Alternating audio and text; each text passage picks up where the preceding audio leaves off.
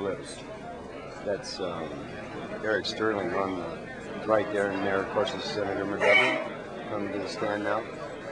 Eric was for 10 years, I guess, 9 or 10 years, all of our connection at the House Judiciary. He worked on staff there. And what little bit was saved during the Reagan administration of our civil rights and individual liberties, he's the guy that fought for them down there at the House. And of course, he's going to introduce it. He's got a present for Senator George from a winning campaign. I said, tell him here's a sample for us. Our bumpers.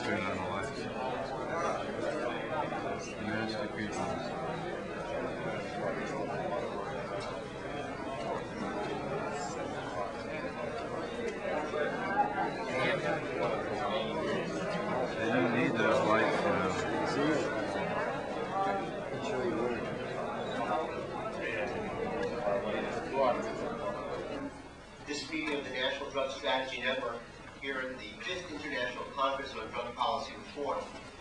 I'd like to thank Dr. Arnold Feedback and Kevin Zeese, the leadership of the Drug Policy Foundation, for giving us all the opportunity to be together and for putting together such an outstanding conference. The National Drug Strategy Network was put together here in Washington a couple of years ago to try to be one other opportunity, one other forum for trying to challenge the current national drug strategy. Those of us in the summer of 1989 began to hear what was going to be coming out of the White House strategy of Dr. William Bennett, began to be horrified as we heard over and over again about a strategy that would depend upon law enforcement, prisons, spying, military involvement, and so forth. And we knew that if that strategy was simply presented from the White House as it was, if there was not another voice raised, our national commentators and media would immediately turn to such worthies as Senator Joseph Biden and Chairman of the House Narcotics Committee, Congressman Charles Rangel, who are very knowledgeable in this area, but who are Democrats. I would say, Democrats, what do you think of the Republican strategy? Well, the answer we knew was, wait, it's not tough enough. It's not tough enough. And we see that kind of politics being played out here in Washington every day. We bring forward a proposal for crime legislation, and no sooner is the word processor finished spitting out the paper, but the press releases come to follow. This is not tough enough. Our proposal has more death penalties than their proposal does. Our proposal savages the Constitution on more amendments than theirs does. And that's the way in which the problems of crime and drugs have been discussed. And yet at the same time, we see that there is a national crisis. We all know people who are victims of the war on drugs. Whether it's people who've been able to get to this conference who have just come from jail, having been stopped and busted for simple possession, or a bogus kind of setup. There are those of us who can hear, who cannot get medication that we need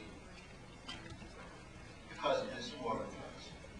There are those of us who are paying too much as insurance premiums because our insurance premiums are too high because of the crime tax of the war on drugs. We can go on and on. I don't need to tell you about that. But what is important is to realize 20 years ago, we were in a similar kind of national crisis. We were in a war in Southeast Asia. And even the suggestion that that war was wrong struck many in our society as traitorous, immoral, or in the words of Dr. William Bennett, scandalous. Even to debate that war.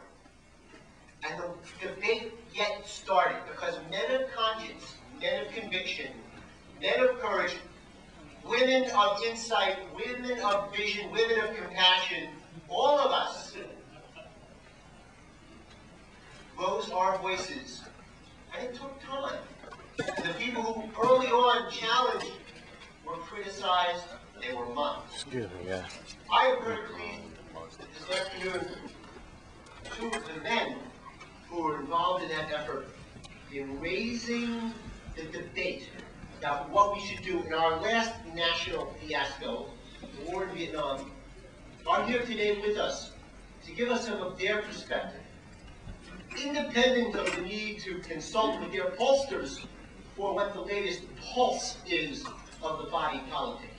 Independent of the need to turn to the campaign handler who wants to make sure that their haircut is proper so they won't be perceived as being a wild-eyed, long-haired, acid-crazed degenerate or whatever. Fortunately, we have people now who have served so nobly in our Congress. Senator George McGovern, who served 18 years in the United States Senate.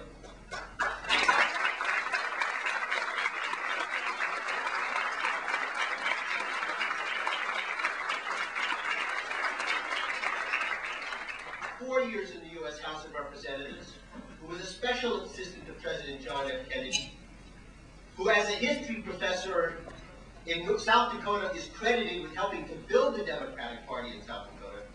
In 1972, he ran for president against Richard Nixon on the question of what should the war be. We also were joined this afternoon by Congressman Pete McCloskey, who served 15 years in the U.S. House of Representatives, who in 1972, as a Republican, ran against Richard Nixon saying, this war is a national mistake. These two gentlemen,